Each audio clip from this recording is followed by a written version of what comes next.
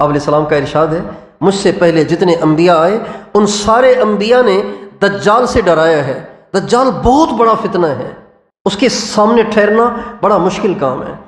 وہ ایسے ایسے کرتب دکھائے گا، ایسے ایسے انہونے کام کر کے دکھائے گا کہ سیدھے سادے لوگ حیران پریشان ہو جائیں گے کہ یار یہ تو واقعی خدا معلوم ہوتا ہے۔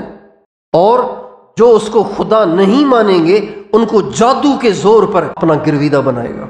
اس لیے ہمارے نبی کا ارشاد ہے اگر تم میں سے کسی کے زمانے میں دجال ظاہر ہو جائے اس کے سامنے نہ جانا۔ بہت سے لوگ ایسے ہوں گے جو کہیں گے ہم تو پکے مومن ہیں، ہم جائیں گے دجال سے بات کریں گے، لیکن جب وہ دجال کے سامنے آئیں گے تو اس سے متاثر ہو جائیں گے اور کفر میں چلے جائیں گے۔ اس لیے آپ کا فرمان ہے جب دجال ظاہر ہو جائے اس کے سامنے نہ جانا، پہاڑوں میں چلے جاؤ، دور دراز کہیں چلے جاؤ، جنگلوں میں چلے جاؤ، کہیں نہ جا سکو تو دروازے بند کر کے گھر میں بیٹھ جاؤ۔ اتنا خوفناک فتنہ ہے۔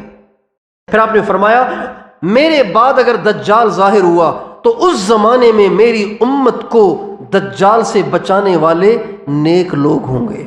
آج کے زمانے میں صالحین سے مراد تبلیغی جماعت، صالحین سے مراد علماء حق، صالحین سے مراد خانقاہوں کے مشائخ، ان کے ذریعے ہماری حفاظت ہوگی۔